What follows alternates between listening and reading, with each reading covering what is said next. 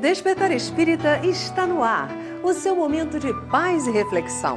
Um olhar atento sobre temas da atualidade que interferem na nossa vida e um estudo dos conceitos básicos da doutrina espírita.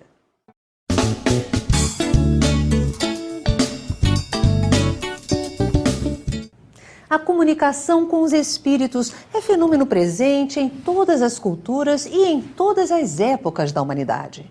Todavia, muitos condenam aqueles que se comunicam com os ditos mortos. O contato com os espíritos é muitas vezes interpretado como algo sobrenatural. Allan Kardec, codificador e organizador das obras que compõem a doutrina espírita, dedicou uma obra inteira, o Livro dos Médiuns, ao processo de comunicação com os espíritos, como educar os médiuns, os tipos de mediunidade, entre outros esclarecimentos. Como ocorre a comunicação com os espíritos? O que é mediunidade? Como podemos saber se somos médiuns? Para conversar conosco sobre este assunto, está aqui o Dr. Sérgio Thyssen. Ele é médico, professor de medicina no Rio de Janeiro, físico e pesquisador do Espiritismo. Dr. Sérgio Thyssen, bem-vindo ao nosso programa. Vamos começar? Muito obrigado, Yasmin. Muito obrigado. Vamos começar falando sobre mediunidade. Na realidade, como ocorre a comunicação entre os espíritos e entre os espíritos e nós? Muito bem, a mediunidade, na verdade, existe porque na vida terrena a vida se apresenta em duas dimensões básicas. Existe o plano, que é este que nós estamos agora, que é o plano dos encarnados, chamado de plano material, mas existe o mundo espiritual, repleto de espíritos, que são pessoas como nós, só que não detêm agora o corpo físico e vivem aquela outra realidade. Como, na verdade, a humanidade é uma só, ora estamos aqui, ora estamos lá, é uma questão natural o intercâmbio entre os desencarnados entre si, entre nós encarnados e entre aqueles que estão vivendo num certo momento em planos diferentes. Então repare, como nós viemos do mundo espiritual, toda a nossa vida mais importante é lá. Nós, quando estamos na matéria, temos a capacidade, é a chamada faculdade mediúnica, de estarmos fazendo ou estabelecendo contato com os espíritos e eles conosco. Existem os médiuns ostensivos e existem os médiuns sutis. Emmanuel nos explica, que é um autor espiritual tão querido, que na essência todos os encarnados são médiuns, porque na essência todos nós pertencemos mais ao mundo espiritual e estamos aqui transitoriamente. Então esta capacidade, ela é inerente ao ser humano, tinha que ser para todos, mas existem aqueles, como você conhece, Yasmin, que são chamados de médiuns ostensivos. São aqueles que têm como que uma fisiologia diferente, capaz de fazê-los perceber o mundo espiritual com muita clareza, mas ao mesmo tempo com muita simplicidade. São os médiuns. Quando a gente diz, olha, aquela pessoa é médium, em geral, é porque ele tem uma mediunidade ostensiva. Ele pode ver os espíritos, ele pode sentir a aproximação de um determinado espírito amigo, ele pode ser capaz de escrever uma mensagem chamada uma psicografia, por causa desta união entre alguém do plano invisível e ele agora funcionando como tal, como médium. E você falou uma coisa muito interessante a respeito da mediunidade se fixar na fisiologia do corpo. Fala um pouquinho sobre isso. Na verdade, se fixa tanto na fisiologia do corpo, que tem a ver com o cérebro, tem a ver com a caixa craniana, tem a ver com, de certa maneira, a glândula pineal, aonde ela anatomicamente se realiza, mas também tem a ver com a fisiologia da alma, a fisiologia do espírito, mais especificamente do perispírito. Todo o processo mediúnico tem a ver com uma vinculação, como que ressonante, usando uma expressão da física, entre o perispírito do encarnado médium e o perispírito do desencarnado, que como que se aproxima para tal comunicação. Quando eu digo se aproxima, isso também é relativo. Um espírito, nessa dinâmica linda do mundo espiritual, ele pode estar do outro lado do planeta. E ele pode se comunicar com aquele determinado médium sem estar fisicamente ao seu lado, como muitos realmente estão quando se comunicam. Nessa dinâmica dessa fisiologia tem questões muito interessantes para nós examinar. Agora vamos falar sobre os tipos de mediunidade que mais ressaltam dentro desse universo, né, de potencialidades mediúnicas. Depois que a gente subdivide, né, os médiuns entre sutis e ostensivos, falando assim da mediunidade de um modo geral, e nós nos reportamos obrigatoriamente ao grande tratado sobre a mediunidade que Allan Kardec e os espíritos realizaram, que você mencionou, que é o Livro dos Médiuns, nós vamos ver uma outra divisão básica também, a mediunidade de efeitos físicos e a mediunidade de efeitos, vamos dizer assim, intelectuais.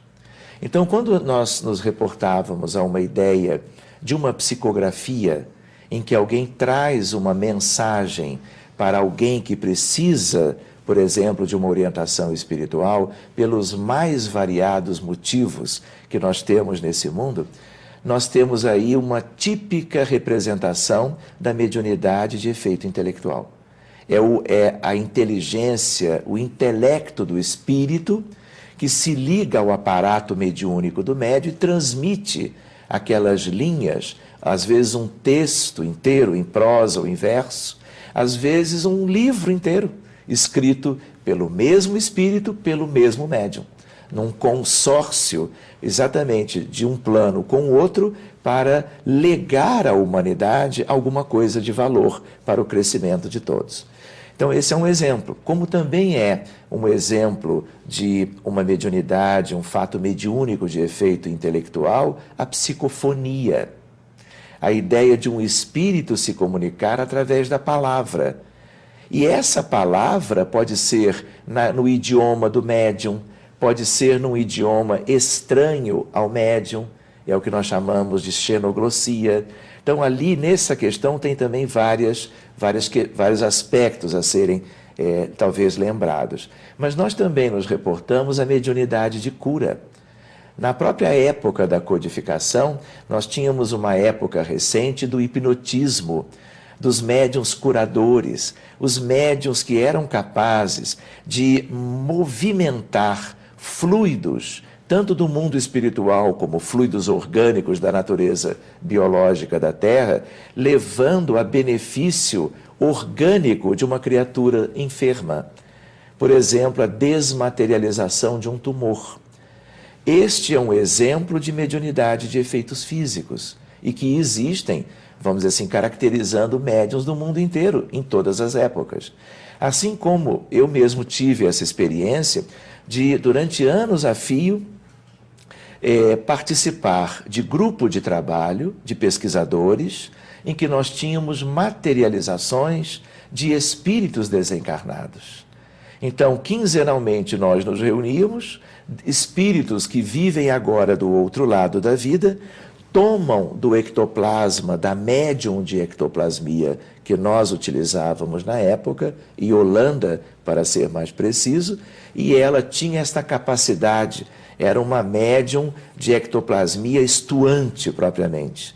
Os espíritos compareciam, revestiam o seu corpo perispiritual e estavam conosco, conversando os mais diversos assuntos, inclusive médicos, inclusive da própria física e outros que eram assuntos mais cotidianos, mais comuns, porque ali também nós tínhamos pessoas de uma formação mais simples e a materialização dos espíritos é não só um dos mecanismos que revelam a imortalidade da alma, mas é um aspecto tipicamente de mediunidade de efeitos físicos. Só para nós compreendermos um pouco melhor, o que deveria ser o ectoplasma?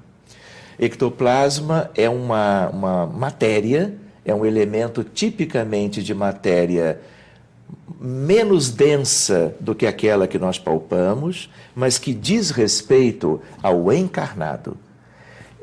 O mundo espiritual, os espíritos desencarnados não possuem ectoplasma, porque o ectoplasma é como uma energia vital densa que está na intimidade das células orgânicas. E só quem tem células com essas características são os encarnados.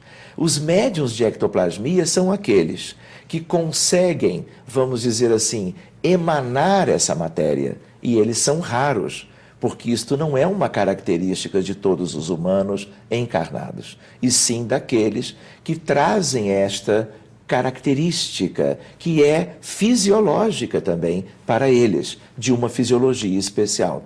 Este ectoplasma, que é exatamente por ser material, ele permite que, uma vez o espírito desejando se comunicar, se revestindo dele, ele se torne visível, palpável, tangível, e ele funcione naquele laboratório ou naquele ambiente onde as pessoas se reúnem, como se fosse novamente encarnado. Só que quando ele quer ir embora, porque ele já fez aquilo que planejou, ele devolve o ectoplasma para a médium, como uma nuvem vaporosa, aquilo se desfaz e ninguém mais o vê. Na reunião seguinte, se houver algum interesse ou objetivo, ele retorna e continua aquele relacionamento que motivou a primeira vinda. Bem, como é que a pessoa identifica que realmente ela é um médium ostensivo? Muitas vezes, Yasmin, é exatamente quando ela tem o que nós chamamos de sintomas da mediunidade. Se ela já apresenta, por exemplo, ela está em casa, existem pessoas que às vezes são na infância, são pequeninhas ainda, 2 anos, 5 anos, 8 anos, e elas dizem para os pais que estão vendo, por exemplo, o vovô ou a vovó, ou estão vendo uma criança com quem estão ali brincando. Existem outras pessoas que veem vultos, e quando fixam o olhar, já não conseguem mais ver. Porque quando se fixa o olhar, vamos dizer assim, a alma dela, que estava um pouquinho desdobrada, pelo esforço da atenção, aquela alma acopla, e aí ela já não consegue ver. Então, existem pessoas que têm palpitações, por exemplo, quando entram num determinado ambiente. Às vezes não é um ambiente de boas vibrações, porque ali se deu um fato, ali se deu um determinado episódio, ali estão espíritos com dificuldades morais. E a pessoa pode sentir, às vezes com um sintoma até físico, algumas vezes, aquele desconforto que, na verdade, tem a ver com uma espécie de percepção daquilo que é o seu entorno espiritual. Às vezes esse desconforto é intenso e chega, muitas vezes, até atrapalhar o dia a dia da pessoa. É verdade. O que você recomendaria? Em primeiro lugar, não é? Se existem aqueles que conhecem bem estas coisas, eles trabalham e ajudam nos núcleos espíritas. Então, se uma pessoa não tem familiaridade, não compreende bem os motivos dos seus sintomas, essa pessoa deve buscar o centro espírita. Buscar aquilo que nós chamamos de atendimento fraterno, para que ela conte para alguém experiente aquilo que está vivenciando, para obter uma indicação do que é melhor que seja feito. Outra ideia é a ideia de que ela deve, até chegar lá, buscar o recurso da oração, buscar o entendimento de que, mesmo que não entenda, são fenômenos naturais, e buscar gradativamente o estudo a respeito destas coisas. E especialmente se ela tem sintomas mediúnicos, ela não tem isto por acaso. Há algum planejamento para essa sensibilidade, para que aquilo seja como se fora uma ferramenta de construção de algo bom para ela e de uma realização, vamos dizer assim, cercada de cuidados espirituais, pelos espíritos superiores, a bem dela e a bem de todos e da humanidade como um todo. Agora, Sérgio, se mediunidade é algo tão natural e é uma potencialidade que nos foi dada por Deus, por que ela foi tão perseguida ao longo da história e muitas pessoas até hoje, mesmo percebendo que tem mediunidade, têm dificuldade de fazer a educação na casa espírita? Aí nós temos que buscar novamente quem somos. Humanidade atrasada, humanidade que tem desconhecido aspectos fundamentais da própria vida, incluindo a questão do mundo espiritual e de quem são os espíritos, quem somos nós encarnados. E a ideia é de que é exatamente pelo esclarecimento e pelo estudo que estas coisas todas, essas dificuldades possíveis, se dissipam e nós podemos ver isso tudo com toda a clareza e toda a capacidade iluminativa que isto possui. Então, a gente repara que há mais tempo atrás, séculos ou milênios, nós éramos ainda menos evoluídos e capazes de cometer abusos quando em contato com os espíritos. Os próprios espíritos naquela época eram mais atrasados no plano espiritual do que hoje e nós encarnados também. Então, por causa dessas dificuldades, tipicamente de outra época, os governantes, aqueles que conduziam propriamente até as religiões do planeta, desejavam orientar no sentido de que era melhor que não se fizesse o contato do que se fizesse, mas com propriamente consequências equivocadas. Então, em alguns momentos houve esse tipo de recomendação. Mas os tempos são outros. A humanidade avançou. Em alguns setores não avançou quase nada, mas em outros sim. Então nós chegamos a uma espécie de maturidade, se não todos, muitos, para lidarmos com estas coisas de uma maneira simples, lógica, natural e capaz de gerar progresso para as criaturas. Para que a gente, então, esteja lidando com isto, que é uma questão tipicamente espiritual, mas com os pés no chão, com conhecimento de causa, com discernimento e, mais do que isto, filiando a questão mediúnica ao bem, ao amor e à ideia de evolução espiritual. E não lidar por lidar, fazer por fazer, só porque as duas realidades existem e o intercâmbio é possível. Sempre revestindo a mediunidade com algo que signifique sentimentos elevados, e especialmente o amor fraterno. Entendendo que a mediunidade é instrumento para a elevação espiritual das criaturas, e não um mero artifício para intercâmbio por qualquer razão. O médium, ele é médium 24 horas por dia? Às vezes é. Não são todos que são assim, não é? Nós temos notícias de pessoas queridas que muitas vezes não dirigem automóvel porque não sabem com facilidade e sempre distinguir quem são encarnados de quem são desencarnados. Você já imaginou isso no trânsito? Se a gente vai desviar ou não vai desviar, vai frear ou não vai frear? Então, assim, existem médiuns que trabalham no mundo espiritual quando dormem. Todos, em potencial, podem ser úteis no desdobramento do sono. O corpo repousa, não é? Está inerte no leito, mas a alma é ativa no mundo espiritual. E se nós buscamos essa contribuição, nós podemos trabalhar simplesmente porque somos capazes disso no mundo espiritual, mas existem também expressões de médiuns que funcionam quando estão dormindo, estão fora do corpo, atuando como intermediários entre espíritos de planos diferentes nesse tal mundo espiritual. Existem pessoas que, mesmo no seu trabalho cotidiano, na sua vida profissional, eu tenho, por exemplo, pessoas conhecidas que estão viajando de metrô, indo para a reunião, e muitas vezes estão vendo os espíritos. E às vezes, alguns deles acompanham esse médium e são atendidos e auxiliados na tal reunião, mesmo que não houvesse um objetivo para que aquilo se desse. Na verdade, fenômenos espontâneos, vínculos naturais se fazem e se desfazem na união dos espíritos em qualquer dimensão da vida universal. Excelente. Muito obrigada, Sérgio, pela sua participação no nosso programa. Eu que agradeço mais uma vez, Yasmin.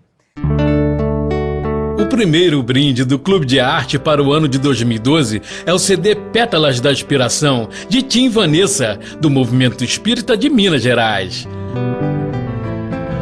São 18 canções produzidas a partir de poemas do livro de Lúcio de Abreu. A produção musical é direcionada para crianças e jovens que desejam cantar as alegrias do Evangelho. Este é mais um presente do Clube de Arte para o seu coração. Você não pode perder. Ligue 0 operadora 21 3017 9800 ou acesse clubedearte.org.br e associe-se. E por apenas R$18 você vai receber o CD e gratuitamente a assinatura mensal da revista Cultura Espírita. Clube de Arte, a arte espírita a serviço do bem.